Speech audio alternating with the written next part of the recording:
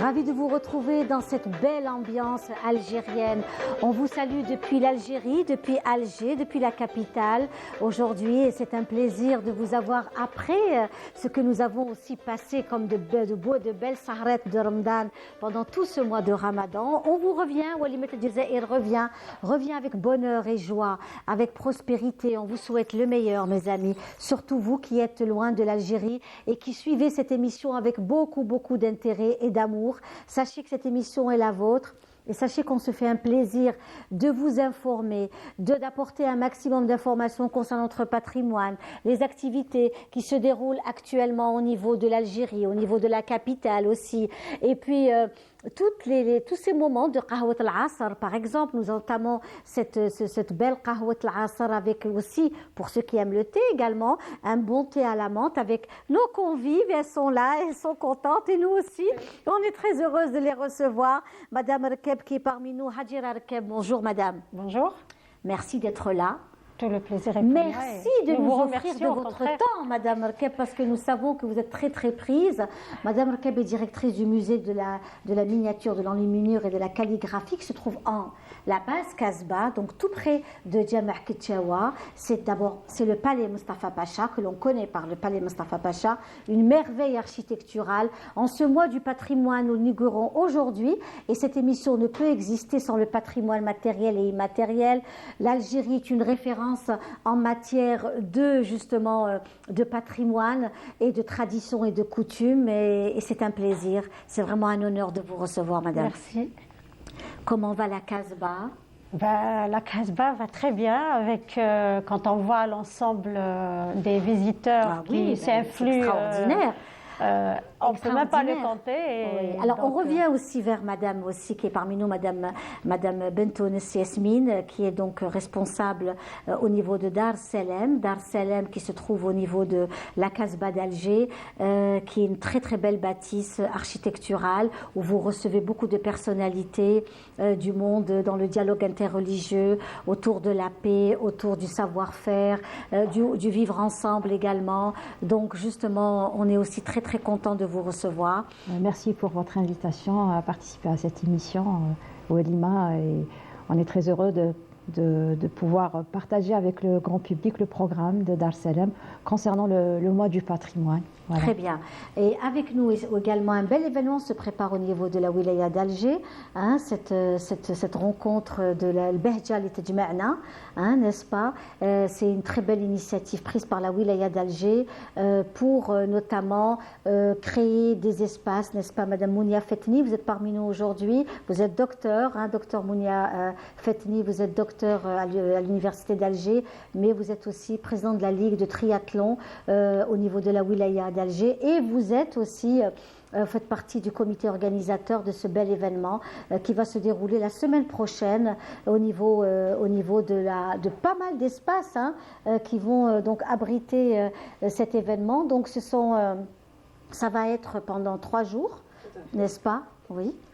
Tout à fait, Linda. D'abord, bonjour à tous. Ravie d'être parmi vous et surtout dans cette jolie qada avec des invités de qualité. Effectivement, nous préparons un festival premier dans le genre et de l'histoire de l'Algérie, un festival qui va regrouper plus de 70 activités qui seront animées par plusieurs ligues sportives et jeunesse. Ça durera 3 jours, 3 jours d'ambiance et de festivités, de compétition, d'animation, d'exhibition, d'échanges avec des jeunes de tout âge en fait. On aura des petits-enfants, on aura de grands-enfants aussi. Oui, c'est de 7 à 77 ans finalement. Alors, il y aura une présence de plus de 8000 personnes qui seront dans un cadre organisé par les ligues, sans parler de milliers de citoyens qui vont venir visiter les lieux. 5 sites réquisitionnés qui seront réaménagés et réhabilités par la wilaya selon les besoins des citoyens, des visiteurs, des sportifs, qu'ils soient professionnels ou amateurs. Donc tout a été pris en charge pour organiser ces 3 jours de festivités. Eh bien, écoutez, c'est très bien. On va revenir donc dans quelques instants autour de ce débat. Le temps d'une chanson, on le peut aussi passer dans cette Walimat El Jazair Comme je le dis à chaque fois, c'est aussi cette qa'da conviviale, sympathique avec nos invités. J'espère qu'on va passer un très très bon moment en votre compagnie et puis on va informer un maximum nos amis téléspectateurs, surtout ceux qui sont loin de l'Algérie et qui sont aussi friands de tout ce qui se fait, tout ce qui est algérien, tout ce qui fait partie de nous les intéresse et puis faire découvrir aussi les activités de la capitale, hein, de la capitale Alger, mais pas que, parce que nous allons aussi découvrir d'autres activités qui se feront à travers tout le territoire national. Une chanson du regretté Amar Zahi, hein, Amar Zahi qu'on aime beaucoup, Amemar pour certains, et on se retrouve juste après.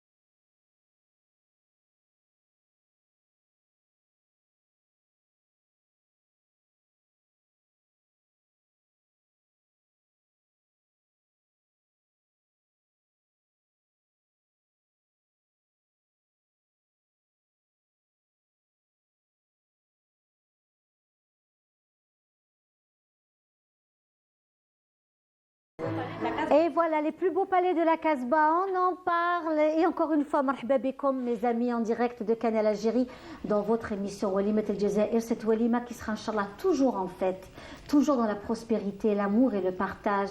Surtout à vous qui nous suivez cet après-midi, vous qui êtes loin de votre pays et qui aimez ce pays. On est là à votre entière disposition. On est là pour vous apporter cette joie, ces good vibes, comme on dit. Et puis nos traditions, nos coutumes. Et puis nous, vous savez, que ce soit Ramadan ou pas Ramadan, nous avons toujours de très bons gâteaux traditionnels, du bon thé, n'est-ce pas?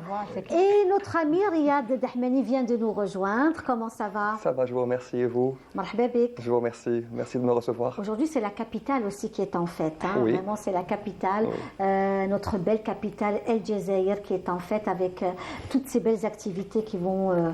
ça bouillonne et ça nous fait aussi chaud au cœur de voir qu'il y a énormément d'activités. Ce mois de Ramadan a été très riche, mais vraiment c'était incroyable comment que les activités étaient riches cette année pendant le mois de Ramadan.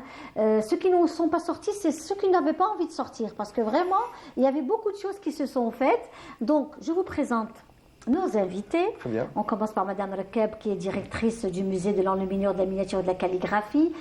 On est ravis de la voir parce que c'est une femme qui est très prise et qui sort très peu de son musée, Mustafa Pacha, à la base Casbah, à côté de la mosquée Ketchewa. Vous n'êtes pas loin de Hammam Sidna. À côté. À côté, voilà. Tout près. Et puis ce que j'aime chez eux, parce que je vais souvent aussi à ce magnifique musée, c'est qu'il y a une âme, il y a de l'eau, il y a de la verdure, du marbre, des zellij, tout ce qui fait partie de notre identité.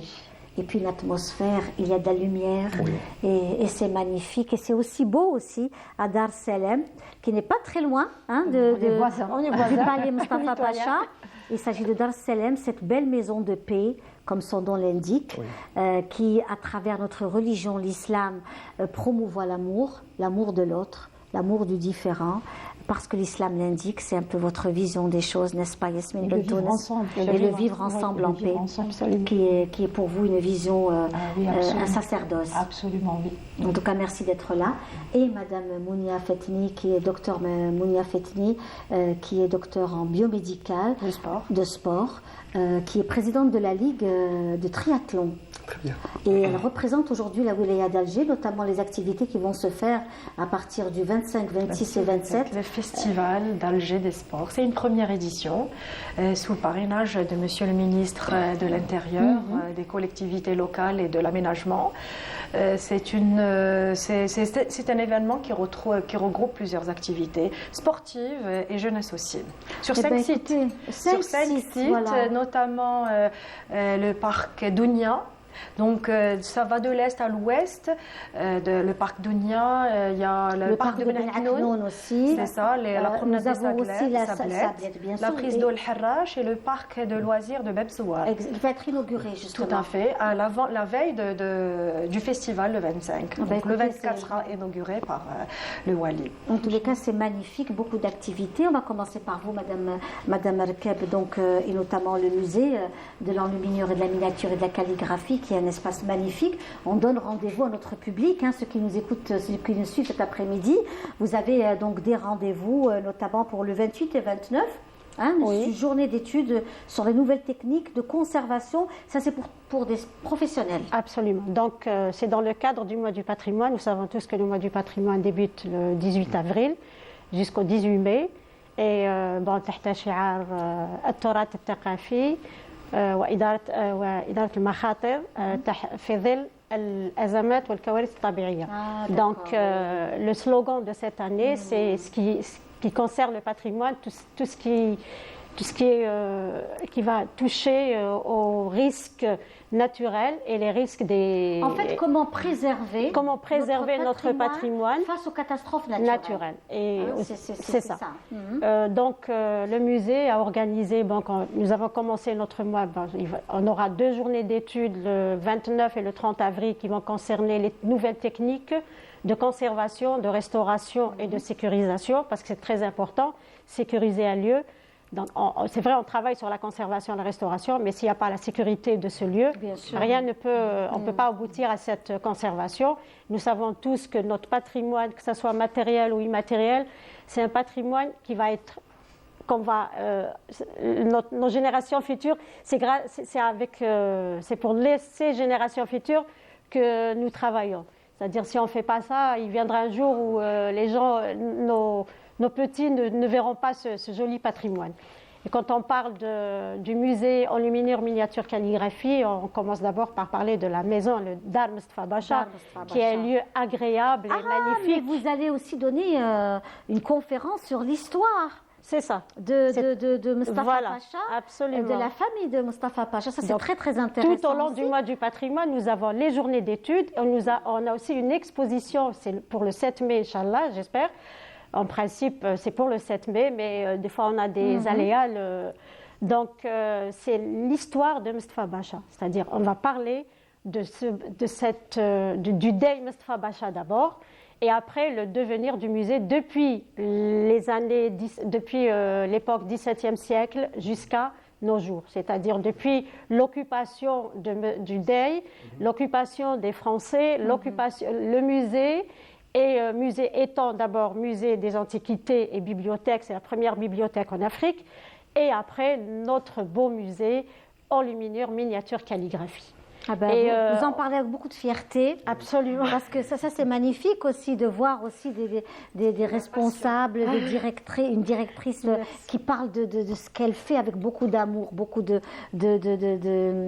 passion. Exactement. Et je voudrais, et pourquoi on a choisi ce thème? Parce que vous savez, il y a beaucoup de guides au niveau de la Casbah. Oui. Donc il y a beaucoup d'explications, beaucoup de choses qui se disent sur la bâtisse, sur le Dey, sur les chambres. Il y a des légendes. C'est vrai, c'est agréable. Est-ce que c'est vrai ou pas? Donc on se pose des questions finalement. Parce que des fois nous avons des jeunes et des moins jeunes. Et chaque fois on vous raconte une histoire. Donc on voyage à travers l'histoire. Mais on ne sait pas ce que c'est réellement vrai ou pas. Donc c'est ce qui va peut-être donner plus de crédibilité à au palais et au Dey aussi. Parce qu'il y a des choses qui se disent et on sait que c'est pas le cas. C'est comme par exemple, Madame Rekab, excusez-moi, c'est comme par exemple Dar Khdaoudj Amia. Oui. Le musée des arts et traditions populaires. Et il y a eu beaucoup d'histoires qui appartenait cette maison. Est-ce que réellement elle aurait appartenu à telle ou telle personne? Donc on se pose beaucoup de questions. Est-ce que le Dey Mustapha Bacha a eu plusieurs femmes ou une seule femme? Donc là maintenant, quand on va, c'est une expo qui va être. Je ne vais pas donner beaucoup de détails. Moi, je préfère que les gens viennent. Nous avons cette image donc du palais. Oui, là c'est la terrasse. Donc vous avez ici le dernier étage, c'est la terrasse. C'est le menzah. C'est le menzah, voilà. Moi j'aime bien revenir sur les termes anciens. Oui, le menzah. Voilà, n'est-ce pas? Voilà le menzah. Exactement. Donc nous allons voir encore d'autres images que vous nous proposez justement, Madame Rekab. Oui. Après, quand on parle du palais, il faut parler des éléments architectoniques parce que c'est ce qui rend agréable à voir. Quand on reçoit un visiteur, il ne suffit pas de le voir. Là, c'est Srifa, c'est la première Srifa parce qu'il y a 3 Srifas. Alors, j'aimerais qu'on garde cette photo parce que là vraiment, on voit tout. Les éléments architectoniques. Nous avons les colonnes en marbre, nous avons les carreaux de faïence. Il faut préciser que le palais Mustapha Bacha, Dar Mustapha Bacha, a plus de 500 000 carreaux de faïence. C'est-à-dire, c'est la faïence de Delft. Les Delft, voilà. Vous avez les Delft ici. De Delft qui est hollandaise, une faïence hollandaise. Et cette relation que nous avions avec la Hollande depuis des siècles et qui reste avec ces couleurs, ce bleu et blanc. Ce bleu, voilà, qui représente l'eau, représente tout ce qui est la vie. Et puis par que chaque carreau a une histoire. Ne ressemble pas à un autre et a une histoire aussi. Donc vous avez par exemple les carreaux de Delft, c'est des bateaux et tout. Donc le visiteur quand il vient, il a l'impression que c'est le même carreau. Donc nous, on a cette habitude, moi personnellement, je bouge. J'adore bouger pour écouter les visiteurs, qu'est-ce qu'ils se disent entre eux. Donc j'essaye de rentrer dans leur discussion sans qu'ils le sachent. Et après, je me dis, je préfère leur expliquer. Parce que là, ils se disent que c'est les mêmes carreaux de faïence, pourquoi ça se répète? Donc je me mets à leur place, je me mets juste à côté d'eux et je dis, écoutez, regardez bien ce bateau, est-ce qu'il ressemble à celui-là? Et ce n'est pas le cas. Donc il y a beaucoup de différences. Chaque embarquement est différent de l'autre. Chaque carreau, et puis moi je m'amuse à regarder pour trouver la différence. Voilà, là aussi, c'est aussi un... Donc là, voilà, ici, c'est bon, là, c'est tout ce qui est en bois, la balustrade. Est-ce que c'est toujours Haminoumna ou c'est aussi un autre travail qui a été fait dans le travail sur bois? C'est le même travail. D'accord. Voilà, c'est le même. D'accord, voilà. oui, très bien. Donc ça, nous avons la balustrade qui est très belle à voir au niveau du palais. Donc il y a tout ce qui est bois, marbre, carreaux de faïence. Et là, nous sommes où exactement? Alors là, c'est le hammam. Oui. Ici, c'est le hammam. Voilà. Donc bien sûr, c'est pas le hammam c'est pas le vrai hammam parce qu'il y a eu beaucoup de modifications au niveau du palais. Le hammam traditionnel, on peut le trouver, je pense, et encore, je suis pas très sûre, au niveau du musée du Bardo. Oui. Le musée du Bardo, il n'y a pas eu beaucoup de... Il y a une reconstitution du hammam. C'est ça, il y a une reconstitution et vous avez les deux packs de l'eau chaude, l'eau froide qu'on ne retrouve pas ici. Voilà. Donc ça, sinon, le serpentin, enfin ce qu'on appelle maintenant serpentin, on le voit parce qu'il y a même un petit carré pour montrer que ça existait à l'époque. Voilà. Alors on va rester aussi, on va faire aussi notre pause musicale, hein, de la musique comme on l'aime dans notre émission Walimat El Jazair, qui est aussi une émission où il y a de l'information, je disais à chaque fois de la musique, des invités de marque, et c'est toujours un plaisir de vous offrir, mes amis, de la musique, de la variété algérienne, comme vous l'aimez. On se retrouve juste après.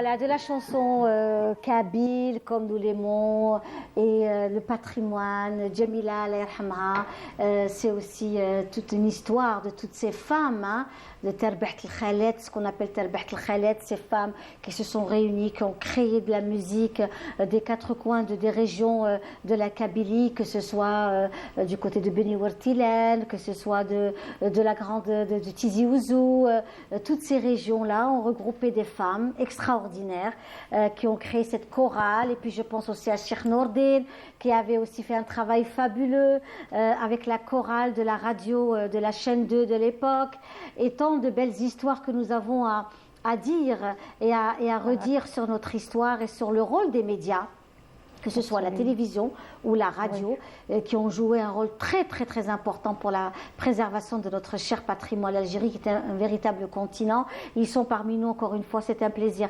Le Rida, notre ami Riyad Dahmani, pensait que c'était de la décoration, notre thé. Je lui dis que c'était fait pour déguster. Voilà, je vous remercie. Que c'était fait pour boire. Hein. Et il est très, très bon. Oui, il est très délicieux. Bon. Il est délicieux. Donc on revient aussi à notre amie Yasmine Bentounes qui est parmi nous aujourd'hui. Magnifique.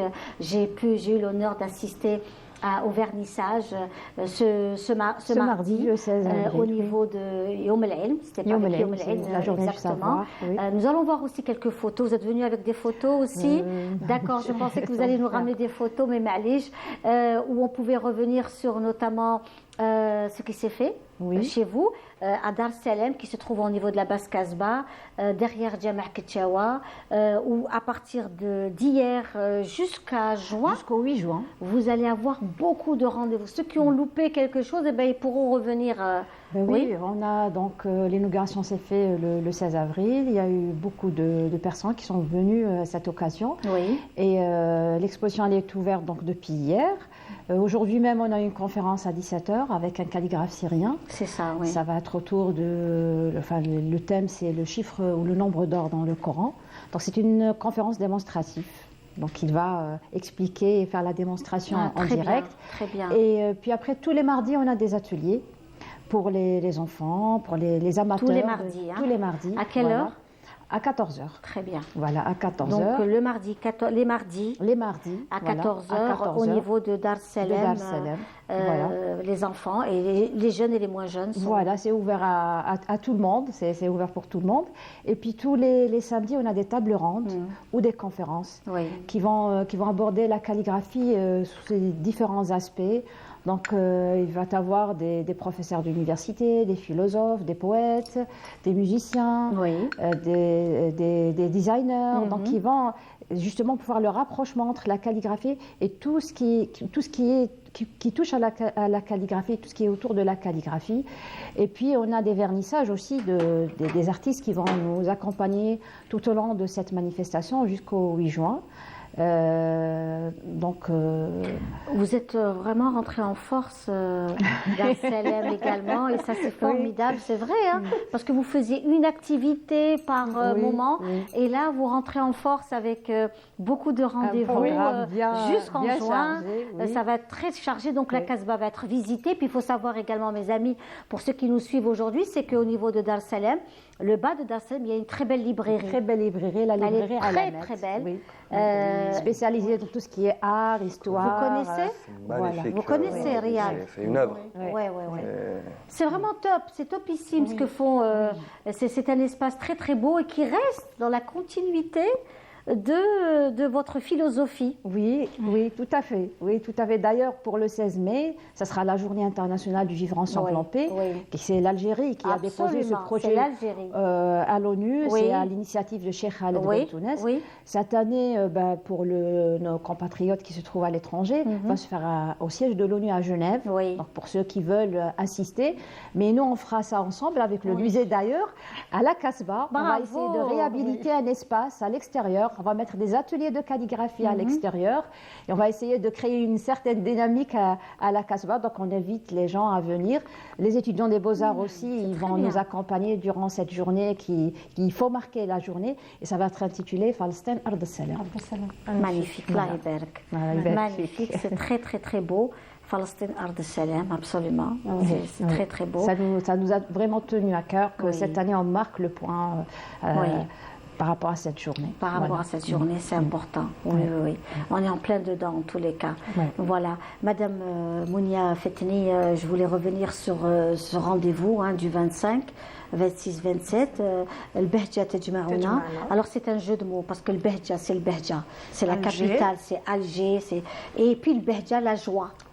Parce que le Behja, le Behja qui nous réunit, c'est aussi très beau. Moi, je trouve que c'est aussi très très beau de revenir sur cette façon de vivre la joie, de partager des moments de joie avec tous les Algériens. Parce que ce qui est bien, c'est que c'est un week-end, on peut venir à Alger pour profiter de tous ces événements. Il faut savoir que ce ne sont pas que des activités sportives, mais il y a aussi du ludique. Oui. Il y a les anciens jeux, la marelle, la corde, le cerceau, zarbot, qarida, roulma, exactement. Il y a aussi, donc il va y avoir un espace où tous les jeux d'antan vont être repris. Aussi. Et ça, c'est formidable parce qu'on ne sait plus jouer à la marelle. Pour nous adultes, ça va nous rappeler nos... Ben oui, parce que je dis les enfants et aux grands enfants comme nous. Parce que les enfants sont incapables de jouer les jeux d'antan. La marelle, ils ne savent pas comment on paye, comment tu as payé, comment il faut refaire. Eh bien oui. Les osselets, oui. Et puis plein de jeux aussi d'enfants anciens dans des autres zones, des autres régions d'Algérie sont aussi mis en avant. Après, vous avez les jeux aquatiques, vous avez les groupes de basket, de handball, il va y avoir les sports de montagne, de l'alpinisme. C'est ça. C'est ça, donc ça sera, toutes ces activités, ces belles activités, comme vous venez de le citer, seront sur les 5 sites. C'est des sites qui vont abriter une diversité d'activités dont je ne connais même pas. Donc je ne saurais vous citer toutes les activités qu'il va y avoir lieu, mais c'est à découvrir. Donc ça a été sur 5 sites éloignés l'un de l'autre, comme ça permettra aux différents citoyens de s'approcher des milieux, des espaces. Voilà, Al-Mahrajan Moutah Lil-Jamir. Très bien. Donc c'est un festival qui est ouvert à tous. Et c'est super. C'est-à-dire aux professionnels, aux grands sportifs, comme pour les amateurs, pour les passionnés, pour les amateurs, les amoureux du sport, ou bien même pour les espaces ouverts, urbains, pour les espaces forestiers. Le festival d'Alger des sports. Ça serait bien de rester sur cette image, comme ça je vous expliquerai le logo de ce festival. La ville d'Alger, de par son histoire et de sa culture, on voit bien le schéma de la porte, la porte emblématique. La porte emblématique d'Alger, de par son passé. Donc le blanc qui symbolise, comme vous le connaissez, Alger la Blanche, représentée par la célèbre Casbah, bien sûr. Le bleu qui rappelle un peu le ciel et la mer, la Méditerranée, qui s'ouvre vers le monde. Nous avons aussi le jaune qui représente un peu le dynamisme, le mouvement reflété par le soleil. Nous avons aussi la couleur ocre qui incarne le mélange du sable des plages d'Alger et aussi de la terre fertile d'Alger. Nous avons aussi le vert qui représente la verdure et les espaces forestiers d'Alger, notamment le parc de Ben Aknoun. Alger est un jardin, il y a beaucoup de jardins. Alger, vu du ciel, il y a beaucoup de verdure. N'est-ce pas, c'est Riyad? Oui, effectivement. Vous qui avez pris beaucoup de photos sur Alger pour la wilaya d'Alger. Oui, effectivement. Il y a des espaces verts qui sont accessibles au grand public. Donc, on a de quoi se relaxer, faire du sport, se détendre, un pique-nique, pourquoi pas. Oui. Voilà, donc il y a pour tout le monde. Voilà. C'est le but. Parce qu'en fait, allez-y, madame. En plus de promouvoir l'activité sportive, il y a d'autres objectifs. C'est de faire connaître d'abord la ville d'Alger par ces espaces-là, promouvoir le tourisme local. Et pourquoi pas étrangers? Parce qu'il faut se dire qu'à travers les publicités, à travers les réseaux sociaux, nous avons eu des retours par nos voisins, notamment les Tunisiens, les Égyptiens. Et ils sont en train de découvrir la ville d'Alger par des vidéos, par de l'activité sportive. En fait, on passe par... on essaye de faire de la publicité à notre belle ville ou pays à travers cette activité sportive. Nous avons aussi, on va dire, un rapprochement d'un citoyen qui ne connaît pas l'activité sportive.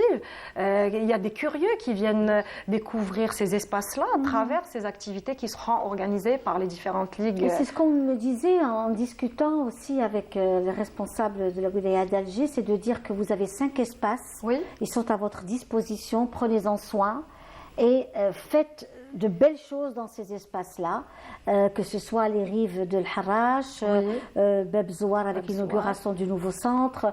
Il va y avoir aussi le Ben Aknoun, le parc de Ben Aknoun, bien sûr, la promenade des Sablettes qui est immense, et puis le parc Dounia avec son lac. Avec les deux rives. Il y a la rive nord et la rive sud. Je ne savais pas qu'il y avait des lacs, qu'il y avait un lac au niveau de... Madame Rekabi nous écoute avec beaucoup d'intérêt parce qu'elle, elle est dans son musée, elle est dans son monde. Elle nous a fait découvrir aussi son monde. Oui, j'étais passionnée et curieuse. D'ailleurs, j'irai avec plaisir voir les activités qu'ils vont faire.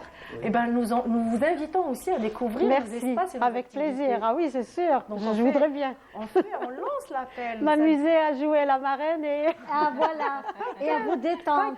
Il faut venir parce qu'ils offrent des activités ouvertes au grand public. Très bien. Il ne faut pas oublier que le sport, c'est une manière de se diversifier. De se détendre, d'être dans le divertissement. Le bien-être aussi. Bien sûr. Donc ça nous permet aussi de sortir du quotidien autant que femme. La silhouette, le logo qui a été... si on arrive à voir dans la porte, il y a une silhouette qui est en mouvement. Ça peut être un sportif, un coureur, un runner. Il y a aussi, on peut voir le nageur, on peut voir un enfant, une personne âgée. Un oiseau. Mais oui. Il y a l'œil du... Elle a l'œil. Oui, ne vous inquiétez pas. Oui, je l'ai capté. L'œil de la colombe. Qui représente la paix, tout à fait. Et aussi, on peut voir une maman aussi qui fait son jogging, qui oublie un peu ses tâches ménagères, ses responsabilités familiales, les enfants, le travail. Donc, venez en masse. Je vous ai dit, il y a plus de 8000 athlètes qui sont inscrits dans les ligues. البهجات تجمعنا puis il y a la famille, la maman, le papa et l'enfant. Donc c'est aussi ce que vous venez de dire, Madame Fetni, Docteur Fetni. البهجات تجمعنا, c'est un très beau slogan. Et on espère être des vôtres, Inch'Allah, jeudi prochain. Nous l'espérons aussi. Voilà, et assister à ce beau rendez-vous offert par la wilaya d'Alger, et dire aussi que cette capitale qui est Alger a des espaces. Et c'est une façon de médiatiser, de mettre en avant tous ces espaces verts, ces espaces aérés, faire profiter sainement et mettre de côté un peu le smartphone, toutes ces tablettes, tous ces enfants qui sont tous pris avec leur smartphone et qui deviennent pratiquement addicts à cette tablette. Absolument. Oui, c'est de sortir de ce monde-là. Est-ce que vous, après avoir parlé d'Alger, du Grand Nord, on va aller vers le sud? Des visites guidées vers le sud avec notre collègue Saïda Mayouf. Alors on prend un appel, qu'est-ce qu'on fait? Très bien, donc on va aller avec notre amie Saïda Mayouf qui se déplace beaucoup et qu'elle est à Qsala Qnetsa. On va découvrir ça avec elle et on se retrouve juste après.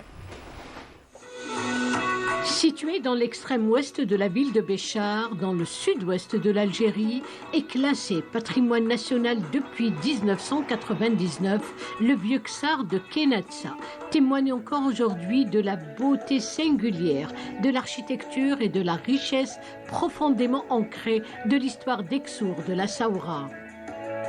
Haj Abderrahman Ben Addi, un des habitants autochtones du Ksar, ne se lasse jamais de relater le passé glorieux de ce vieux palais ayant constitué jadis un centre de rayonnement civilisationnel. C'est un ancien quartier vieux de presque 9 siècles. Il abrite la vieille mosquée de Sid el-Hajj Ben Ahmed ainsi que la mosquée de Sidi Mohamed Ben Bouziane, outre le tombeau de Lala Keltoum et de nombreux allées et chemins étroits. Son architecture comprend également des vestiges du style ottoman. C'est un legs précieux à préserver. Sursag revêt une grande importance historique. Il a enfanté de nombreux savants et hommes de lettres.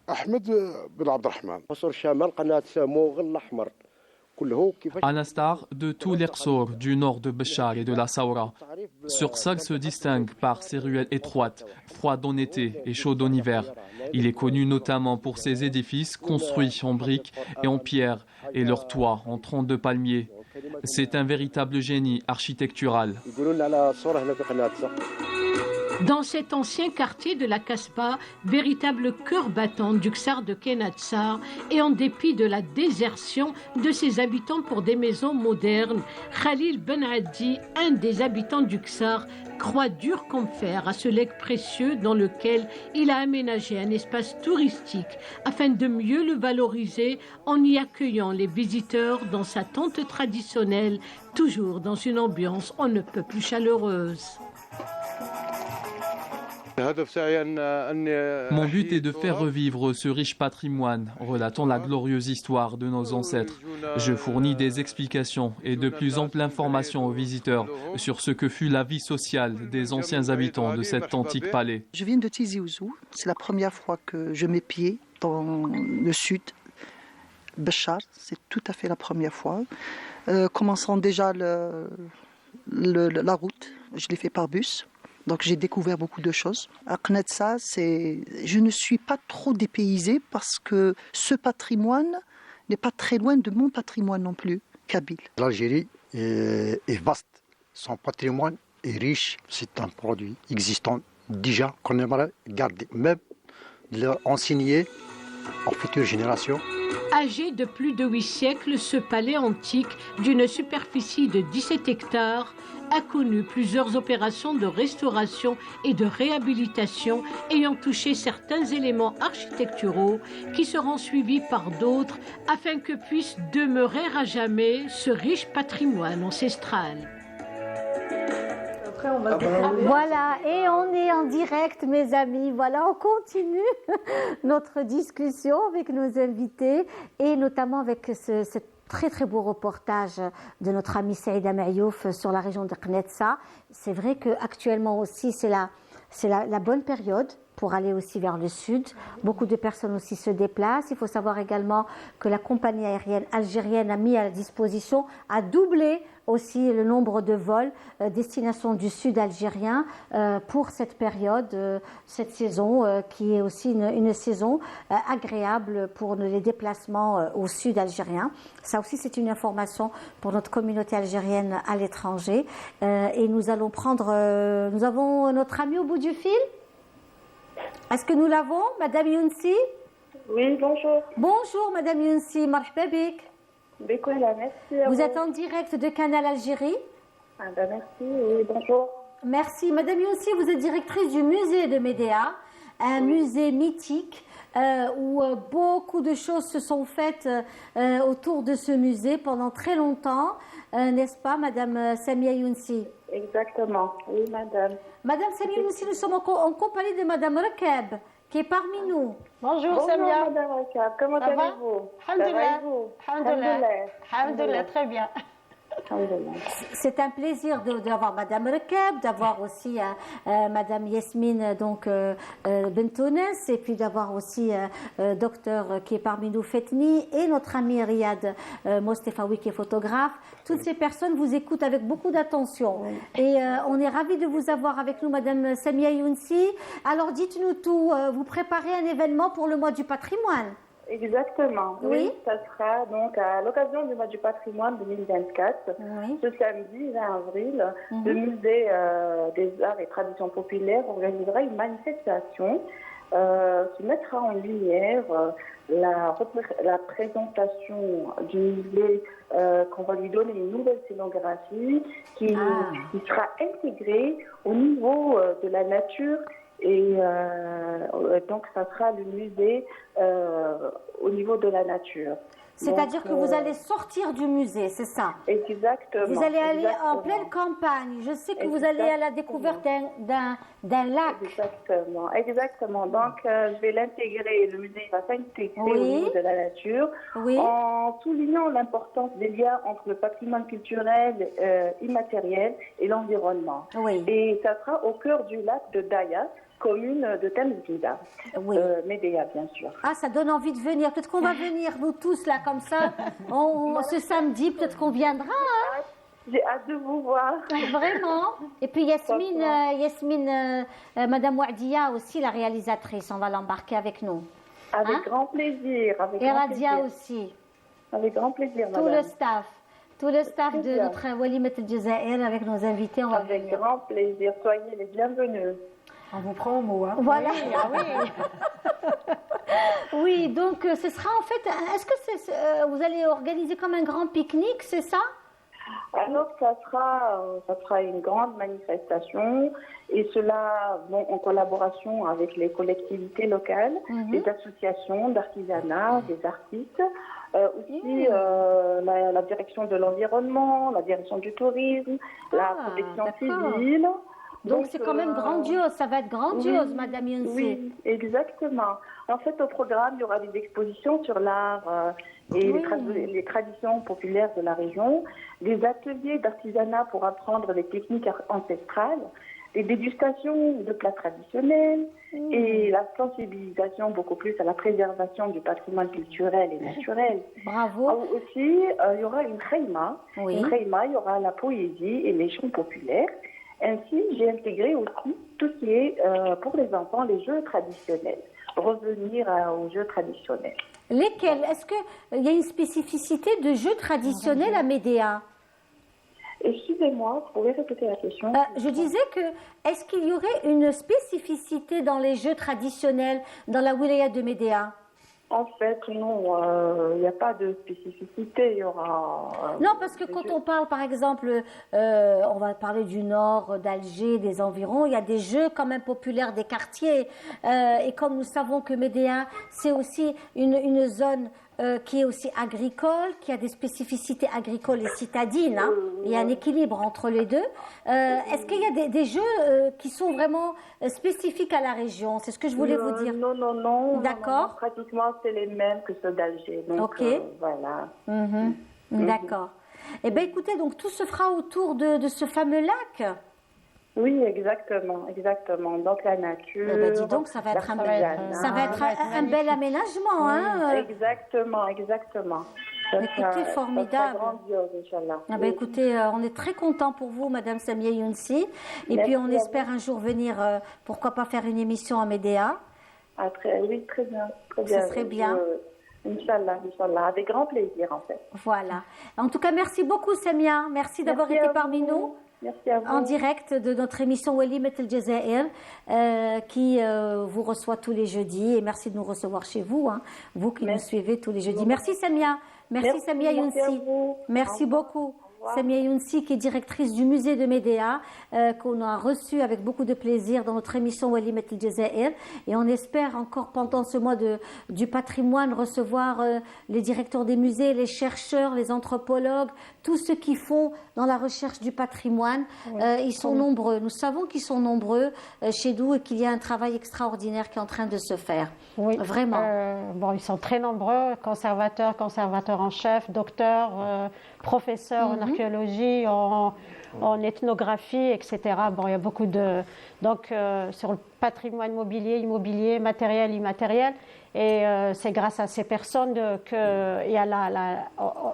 on arrive à transmettre tout ce patrimoine et à le conserver. Mais vous aussi, madame, vous êtes conservatrice. Moi, je suis ingénieure géologue. Et je suis conservateur aussi. Conservateur du musée. Bien sûr. Du musée, qui est magnifique, qui est très bien entretenu. Vous avez organisé aussi un très bel événement où j'étais présente. C'était les Khezana. Khezana, oui. C'est vous avez assisté, vous avez les réserves des manuscrits. Donc, les Khezana, en fait, c'est l'ancêtre de la bibliothèque actuelle. Voilà, c'est ça. c'est-à-dire les premières bibliothèques. Donc, quand on part, par exemple, au sud ou au niveau, les endroits où sont conservés les manuscrits, ce sont de petites bibliothèques vraiment très, très simples, mais les gens de ces régions sont quand même arrivés à conserver ces manuscrits. C'est-à-dire, moi, je les, comment dire, on les remercie parce que c'est grâce à eux qu'on a ce nombre infini de manuscrits qui sont conservés. Et là, en ce moment, on est en train de les aider. Les conservateurs essayent de voir avec ces gens locaux, des locaux, des régions où sont conservés les manuscrits parce qu'ils ne peuvent pas vous les remettre. C'est leur propriété. C'est sacré pour eux. C'est sacré pour eux. Donc, on essaye de... Bon, ça fait... L'an dernier, on est parti à Drar. Donc, qu'est-ce qu'on a fait? On a essayé de monter... on est monté voir ces gens-là. On leur a même proposé de scanner leurs manuscrits, de numériser. D'ailleurs, la numérisation, elle est très importante pour la conservation du patrimoine. Surtout. Donc, les prendre en photo, les aider à reprendre ces bibliothèques, c'est-à-dire au lieu que ça soit une bibliothèque très simple, on essaie de leur proposer comment conserver les nouvelles techniques, leur proposer, par exemple, pour l'humidité, par exemple, si on a de l'humidité, on leur propose de leur donner, par exemple, du gel de silice, des plaques de silice, et ça permet à ces petites bibliothèques d'avoir quand même un environnement sain et adapté à ces manuscrits. Donc, il y a l'absorption de cette humidité par ce matériau. Et ça aide quand même à la préservation de ces manuscrits. Donc, l'exposition qui a été notre exposition au niveau du musée sur le Khizanet, c'était pour montrer toutes les bibliothèques, les anciennes réserves, qu'on appelle réserves, parce que, bon, en termes de conservation, c'est une réserve. Donc, réserve bibliothèque et l'évolution de ces... Madame Erkeb, est-ce que vous avez beaucoup de visiteurs au musée? Beaucoup. Beaucoup. Moi, vous savez, quand on voit le nombre de visiteurs, c'est un flux. Des fois, ça m'arrive des fois de dire aux agents d'arrêter un peu parce que vous savez, pour la conservation Alors là, nous voyons, de la pardon, bâtisse. Excusez-moi, nous avons ces images que vous nous avez proposées aussi. Donc là, c'est une exposition permanente qui a été inaugurée la fin décembre 2023. Nous avons essayé de reprendre cette exposition parce que nous avions déjà une exposition permanente qui existait depuis très longtemps, pratiquement depuis 2009. Ce sont des manuscrits, madame? Non, là, c'est des tableaux de miniatures, calligraphie et aluminium. Ah, très bien. Voilà. Donc, on a essayé de reprendre, c'est-à-dire que maintenant que les visiteurs, des fois, vous savez, il y a un visiteur qui revient. C'est tellement joli que le visiteur revient.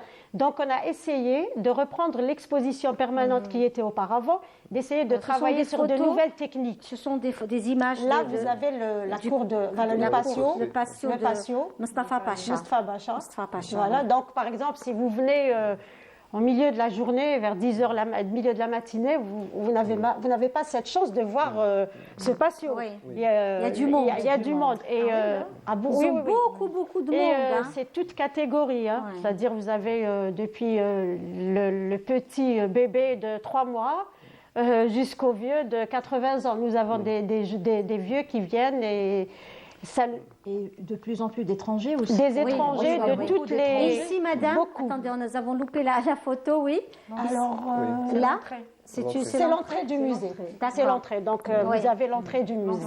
Voilà, l'entrée du musée. Là, c'est quand on voit, parce que je pose des questions aussi à tous nos amis qui sont dans les musées, et je leur pose la question, comment que ça se passe? Est-ce que vous avez du monde?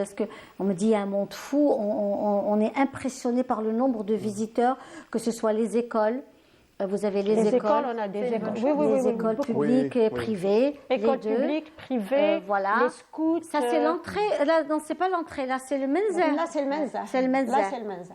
D'accord, très bien. Oui. J'aimerais juste souligner une subtilité que beaucoup de gens ignorent. C'est sur le plan patrimoine et architectural, l'évolution à l'époque qui était il y a tant d'années. La barre qu'on retrouve au niveau de chaque arcade.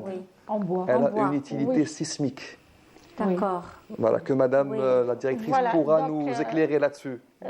Donc, sismique, c'est-à-dire que quand il y a un mouvement ou bien il y a un séisme, donc le mouvement, le bruit aussi de cette barre. D'accord. C'est ça. Il y a aussi une faillance. Ça permettait par rapport à l'arc. Il parle de cette barre-là. Voilà, c'est celle-là. Oui. Voilà. Oui. D'accord. Donc, C'est pratiquement, quand on parle de l'appareil, c'est du sismographe.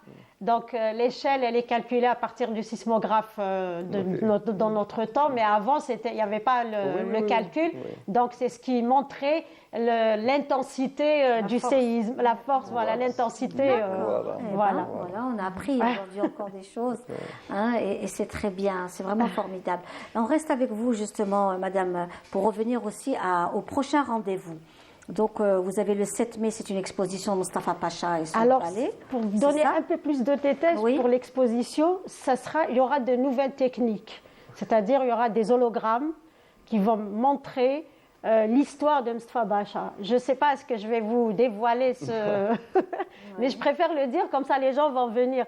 C'est un hologramme qui va montrer le personnage Moustapha Pacha qui va raconter son histoire. C'est-à-dire c'est lui qui va parler. Il faut le dire comme ça donne envie aux gens de venir aussi, madame. Ça. Et il faut le dire. C'est ça. Donc il y aura un hologramme, c'est les nouvelles techniques. De toute façon, c'est ce qui est en ce moment l'intelligence artificielle. Donc c'est lui qui va raconter sa vie. C'est le personnage lui-même qui va raconter son histoire. C'est quand ça? Quelle la date? C'est le 7 mai. Le 7 mai. Pas raté. À ne pas rater. J'espère. J'espère que. On sera parmi vous. On sera certainement. L'invitation sera. Vous allez le faire où? C'est au niveau des 3 salles. Parce qu'il y aura à l'étage. Il y aura 3 salles qui seront dédiées à cette exposition. Donc, c'est l'évolution depuis 17e, 18e siècle jusqu'à 2024. Donc, il y aura aussi. Donc, on va parler du palais, de Dar Moustapha Pacha. Et quand on va passer vers l'exposition musée enluminure miniature calligraphie, il y aura aussi des hologrammes sur lesquels les gens vont voir en 3D des objets sur la calligraphie, sur le Zakhrafa. Voilà. C'est très bien. Et on reste avec vous, Riyad, par rapport à ce beau rendez-vous que vous donnez au public d'aujourd'hui. Ce sera aussi le 25 avril, le 25 avril au niveau de l'École supérieure des beaux-arts d'Alger, où vous avez choisi 15 photographies d'Alger.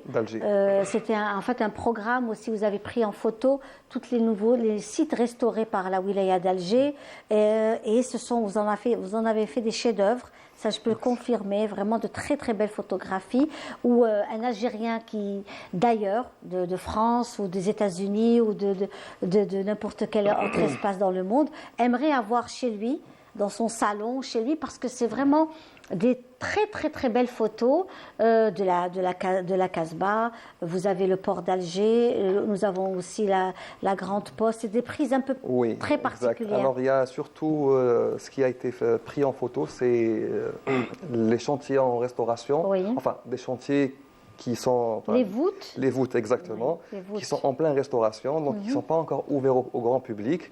Et en collaboration avec la wilaya d'Alger, que je salue d'ailleurs, on a entrepris de photographier ces sites-là et on en a discuté d'en faire un projet culturel, comme ce n'est pas encore ouvert au grand public. Donc pour montrer ce patrimoine enfoui sous Sahtuhada, d'ailleurs ce sont 2 niveaux en dessous de la place des Martyrs. Et ça c'est une grande partie, on va dire, de l'exposition où on retrouve l'histoire de l'Algérie du temps du colonialisme ottoman. Et après, nous avons le patrimoine architectural de la ville d'Alger, les beaux immeubles qui ont été remis à neuf, auxquels on a apporté de l'éclairage. Voilà, nous voyons l'affiche. Voilà. Ça, c'est le Parlement que les gens pourront reconnaître. Et ça, c'est l'affiche de l'événement. Voilà, donc ça va être un beau rendez-vous à ne pas rater au niveau du musée de l'École supérieure des beaux-arts d'Alger. Exact, du 25 au 4 mai, 25 avril au 4 mai. Voilà, donc ça c'est un point de départ, comme vous le savez, Linda. Oui. Ça sera une tournée internationale, donc à partir d'Alger, on exhibe notre ville au sein même de la ville. Et ensuite, on est attendu à Montréal. Pour une première sortie, et ensuite à Paris, où on est invité au Centre culturel algérien de Paris. Et pour Montréal, c'est le salon de la culture algérienne au Canada. Avec Fetiha Outchernen, c'est exact. Fetiha Outchernen que l'on salue aujourd'hui, on l'embrasse bien fort. Voilà. Mais ce qui est intéressant, on avait beaucoup échangé autour de cela, c'est finalement ces photos elles sont superbes. Pourquoi? Parce qu'il y a de l'émotion. Oui. On sent que vous avez fait tout un travail autour de Oui. C'est pas une prise rapide, Non. mais c'est tout un... Alors, les prises sont déjà préparées à l'avance, des jours à l'avance. Donc, il y a un travail de repérage. Ensuite, comme vous le savez, comme les voûtes, il n'y a pas d'éclairage à l'intérieur, donc c'est totalement dans le noir. Et comme c'était en chantier, donc il y avait plein de lampes un peu partout. Donc, ce qui faisait qu'il n'y avait aucune ombre qui aurait donné du caractère à l'image. Donc, il y a eu l'entreprise Herma, que je remercie d'avoir intervenu à la demande de la wilaya. Ils nous ont apporté des projecteurs avec lesquels nous avons créé des schémas de lumière pour donner un petit peu... On n'a pas d'image pour un enfant. Voilà. Il faudrait laisser, voilà, oui. On aurait aimé, mais voilà. bon, on respecte l'exclusivité. Voilà. C'est pas l'exclusivité, c'est juste l'événement. Il est le jour du vernissage. L'événement, après, les images seront dévoilées au grand public pour ceux qui ne pourront pas se déplacer et venir. Voilà. Donc, pour créer de belles ombres et donner du caractère à l'image. Et ensuite, après, il y a un travail qui se fait sur place, des prises qui prennent 2 heures en plein travail. Il y a un repérage pour trouver le bon endroit duquel on prend la photographie. Et ensuite, sur place, parfois, on vient pour prendre une photo, on l'a déjà préparée à l'avance et on se retrouve à faire autre chose. Parfois, vous savez, la photographie, ce n'est pas aussi simple que l'on croit. On vient, on capture et on part et on exhibe. Et le travail, il est bien beau. C'est tout un travail qui se prépare à l'avance, sur place et bien entendu par la suite. Et vous êtes un photographe professionnel. Qu'est-ce qu'un photographe professionnel en Algérie? Alors, un photographe professionnel, il y a 2 catégories. Il y a des photographes qui sont dans la photographie artistique, comme moi. Je suis photographe d'art, précisément. Et vous avez l'autre côté de la photographie qui font les reportages, la presse, les mariages. Tout ça, c'est un petit peu, ça touche, c'est la rubrique de la photographie journalistique, documentaire et tout. Et la photographie artistique, c'est un cran, on va dire, au-dessus. C'est pas... Enfin, c'est un cran au-dessus sur le plan difficulté et de temps. Et vous me disiez que le public algérien en outre-mer était beaucoup plus réceptif. Réceptif dans le sens où ils sont plus heureux. Voilà, D'ailleurs, ma dernière exposition était intitulée Senteurs d'Alger, Donc, c'était un petit peu... Déjà pour les Algériens, parce qu'il faut dire que la génération d'aujourd'hui, elle aime la photo, elle aime voir... Beaucoup. On se prend tout le temps des photos, des selfies, on est là à se prendre des photos du matin jusqu'au soir. Donc, on vit avec la photo aujourd'hui. Et ils aiment voir aussi l'Algérie belle en photo. Donc, ils aiment voir leur pays bien représenté, bien dévoilé et tout. Et après, certainement, les Algériens qui vivent ailleurs, qui n'ont pas l'occasion de marcher dans les rues d'Alger, de contempler ces beaux immeubles, ces beaux musées, ces belles cafétérias, ces beaux salons. Par exemple, le Qahout Malakoff, comment elle a été restaurée, c'est pas très loin de chez vous. Oui, c'est à côté. Madame Rkab. Enfin, quand même, c'est un peu... 10 minutes, même voilà, pas. 10 minutes de marche, 15 minutes de marche de chez vous. Oui, Qahout Malakoff, c'est devenu un palais. C'est une merveille. On va revenir justement prochainement avec des sujets autour du café Malakoff, comment il a été restauré, comment cette galerie, ce couloir pour arriver à Qahout Malakoff. Vous avez déjà été, Madame Fetni, il faut y aller. Vraiment, je vous invite à voir. Vous avez été... C'est très beau. Très, très beau. Vraiment, c'est une merveille. On a du mal à reconnaître finalement le lieu de Qahout Malakoff. C'est quelque chose d'extraordinaire. Tout est marbre, zélige, retravaillé. La boiserie aussi. Vous avez été, monsieur? Oui, je l'ai photographié même. Voilà. Les ébénistes ceux que la wilaya a ramenés pour faire ce travail. Je parle du côté boiserie. Le bois, celui qui a intervenu sur le travail, il a fait un excellent travail. Non, mais c'est extraordinaire. Oui. C'est un travail exceptionnel. On va voyager à travers la musique cette fois-ci avec la regrettée Zoliha. Vous avez été nombreux à nous demander ces chansons. On l'écoute tout de suite et on se retrouve juste après.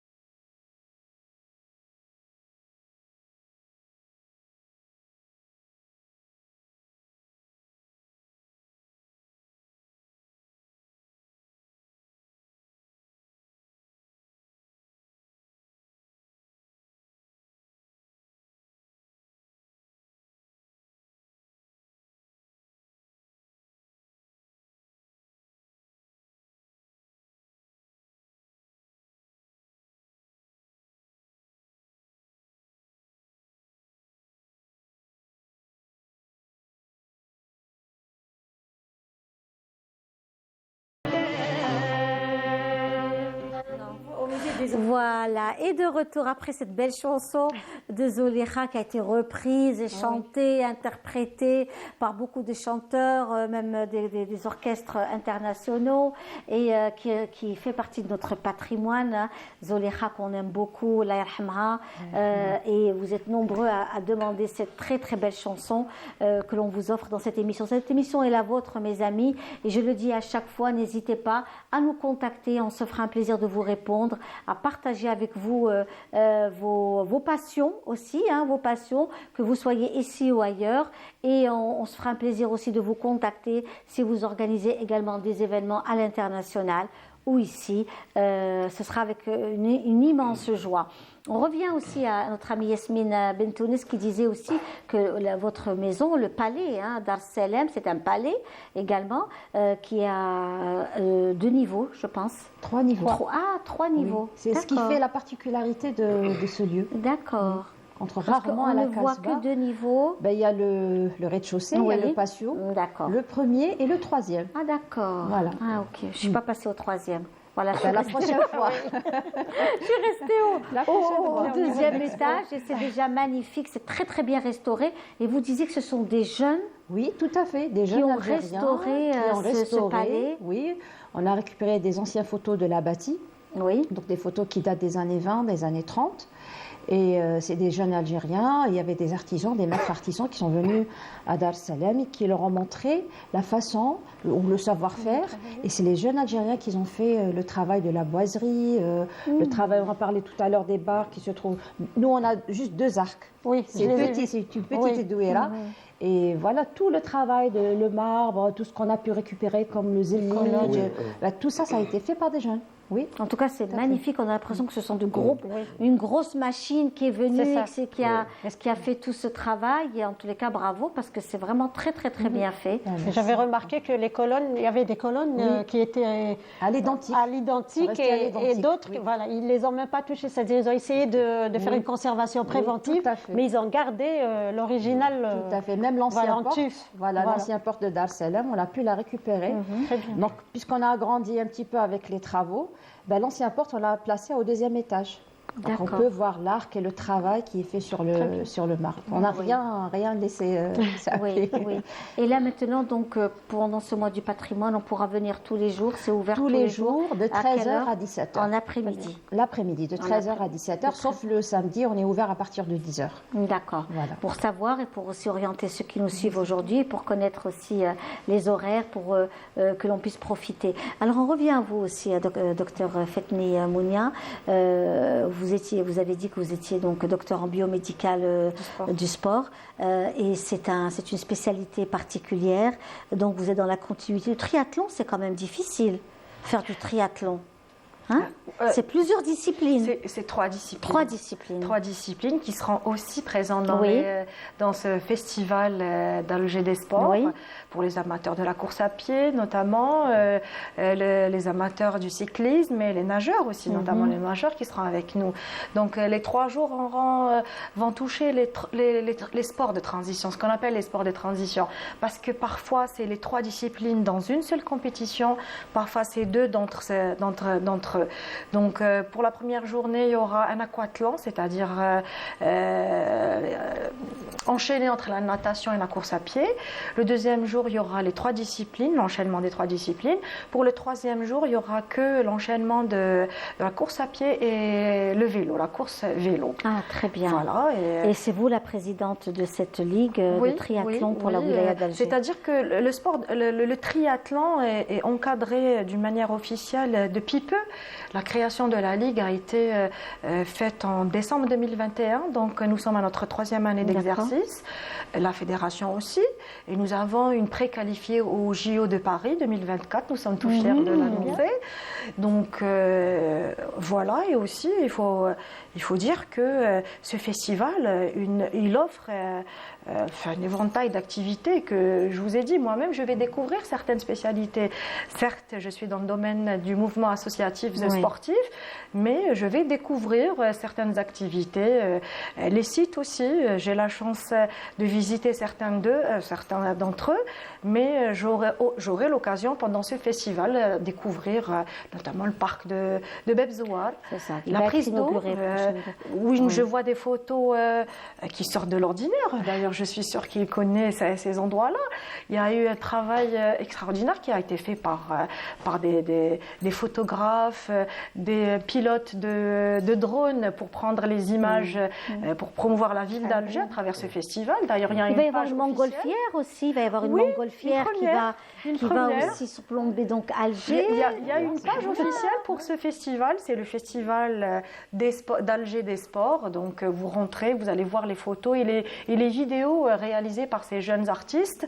Il y a des cadres, il y a derrière ce festival, bien sûr, les cadres de la wilaya, les cadres de la DJS, forcément, de la wilaya d'Alger. Il y a aussi un sponsor exclusif qui est Vital, qui nous accompagne dans ce festival. Donc, la population sera ravie certainement de découvrir ces sites-là, qui restent aussi un moyen de voyager à travers les différents sites. Et ça, c'est vraiment formidable. Donc, on y sera, Inch'Allah, avec beaucoup de plaisir et découvrir aussi toutes ces activités que la wilaya. Oui. Si vous permettez aussi, Linda, il faut aussi informer la population qu'il va y avoir des transports pour ces sites-là. Et si ma source n'est pas erronée, c'est des transports qui sont à titre gracieux pour la population, les citoyens qui vont venir d'un site à un autre. Dans un même site, par exemple, les Sablettes, nous avons la nouvelle partie appelée l'Al-Morabitoun, c'est-à-dire au niveau de la station de Salman, d'Al-Hama. Donc il y a aussi tout un espace qui est nouvellement inauguré par le monsieur Louali d'Alger. Il y a aussi par exemple le parc de Ben Aknoun. Il y a des portes différentes, donc on ne peut pas avoir accès d'un site à un autre ou d'une zone à une autre. Il faut savoir qu'il y a 13 zones sur les 5 sites. Donc il va y avoir des navettes. Sur les 5 sites, d'accord. Il va y avoir des navettes pour prendre les citoyens qui seront là, les sportifs, les vainqueurs aussi. Donc il va y avoir des remises de prix, bien sûr, pour chaque discipline, la découverte. Il y a la population qui sera, les curieux qui seront là, qui vont participer aussi à ces activités. Il y aura un échange entre athlètes professionnels et amateurs. Il y aura peut-être, on va dire, un échange entre les jeunes, les familles, les moins jeunes. Il va y avoir, on va dire, un contact avec l'ensemble de la population et citoyens. Bah, écoutez, c'est formidable. Ça donne vraiment envie d'y aller, de participer et d'être aussi présent à ce bel événement. J'espère qu'on aura le temps. Ben oui, il faut prendre le temps. Une envie. Le temps, il faut le prendre. Moi, c'est ce que je dis. C'est ce qu'on nous dit, oui. Je ne vous cache pas que nous-mêmes qui sommes dans ce mouvement, dans la préparation de cet événement, on aimerait être partout. Bien sûr. On aimerait, tiens, je voudrais bien voir ce site, je voudrais bien voir cette activité. Et là, on sera bien réquisitionné, chacun sera réquisitionné dans un site bien précis. Et j'espère que certains qui vont aller pour voir leur sport favori, et certains vont découvrir des activités. Et puis découvrir la capitale comme on l'a jamais vue aussi. Oui, c'est ça qui est aussi très bien. Oui. C'est découvrir la capitale comme on l'a jamais. On va la redécouvrir autrement, découvrir des sites. Déjà en se déplaçant par le bus. Déjà, le bus urbain, on découvre la capitale comme pas possible. C'est vraiment incroyable. Alors, je le disais. Ce sera pour le 7 mai, voilà. Le rendez-vous sur l'histoire de la famille de Mustapha Pacha et lui-même, le personnage et le musée et le palais Mustapha Pacha. Absolument. Donc c'est le 7 mai, c'est un rendez-vous à ne pas rater. Nous avons aussi avec Dar Selem au niveau de la Casbah, puisque nous sommes restés dans Alger et toute sa richesse, la capitale. C'est comme ça qu'on entame aussi ce mois du patrimoine, puisque nous sommes de très grands amoureux du patrimoine algérien et nous le faisons depuis plus de 20 ans et j'espère que Dieu nous prête vie pour qu'on puisse encore continuer encore et faire de belles choses et découvrir ce qu'est l'Algérie ici et ailleurs. Oui. C'est important. Alors vous-même à Dar Selem également, toujours derrière Ketchaoua. Oui.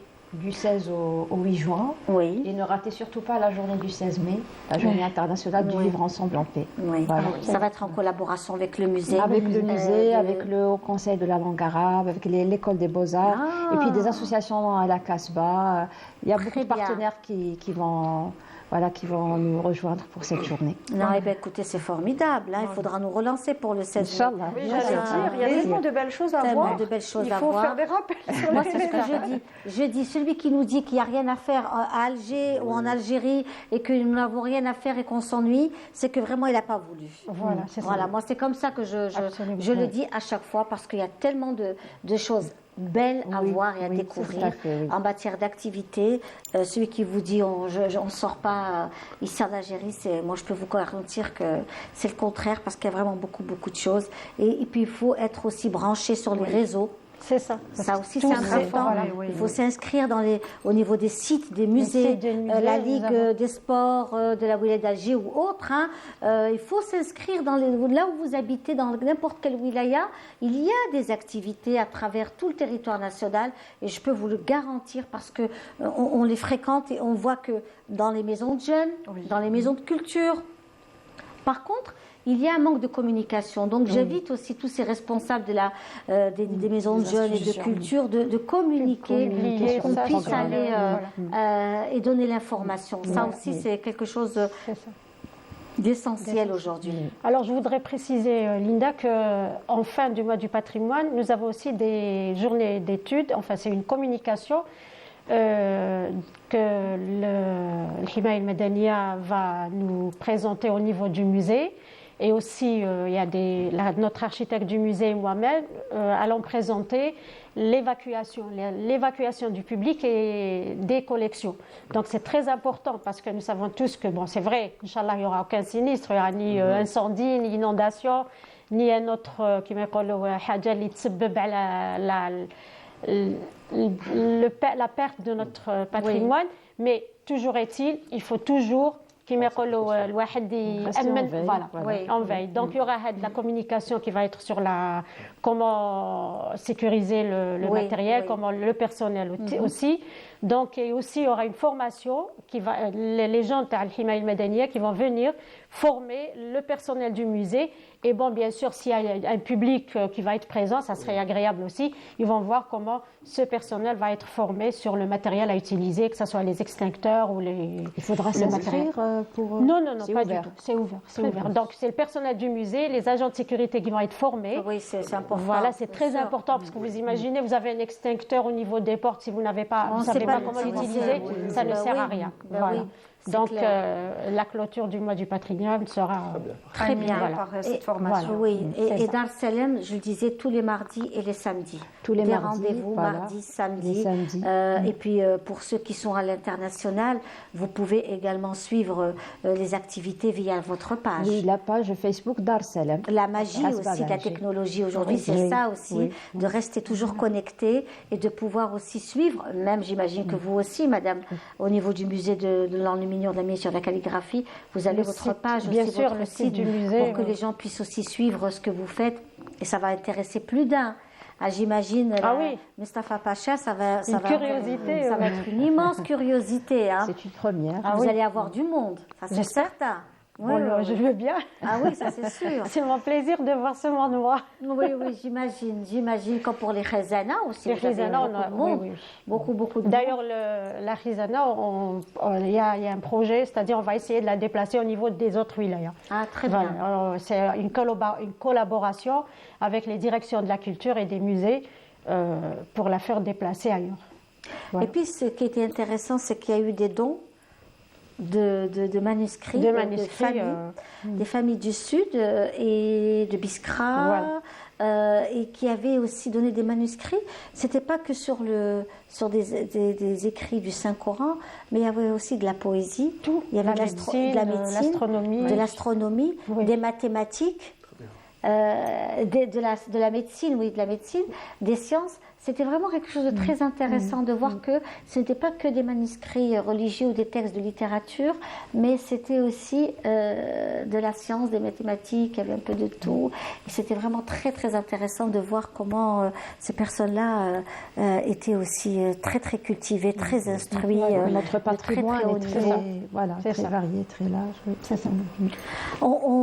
Avant de finir, monsieur, donc notre ami Riyad Dahmani, qui est parmi nous et qui vous donne rendez-vous à l'école des Beaux-Arts, je voulais revenir un peu sur comment vous êtes retrouvé dans la photographie. Alors, comment je suis tombé sur la photographie? Ben, c'était accidentel, comme je le dis à chaque fois. Ben, moi, j'étais agent immobilier à Hedra. Donc, je travaillais dans une agence qui faisait du bon travail.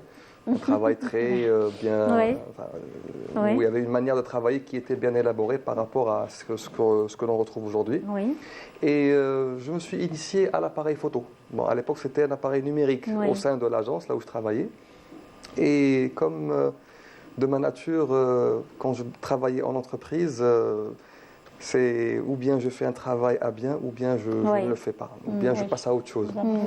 Et bon, un beau jour, je quitte pour ouvrir à mon compte et je voulais faire encore mieux que là où j'étais. Donc, je voulais avoir aussi un site web. Et vous vous êtes lancé? Non, justement, je ne me suis pas lancé. Je vais vous raconter.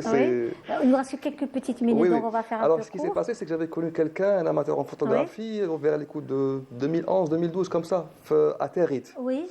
Moi, j'étais parti pour me relaxer. Lui, il était là-bas pour photographier les oiseaux, la nature et tout. Et c'est comme ça que...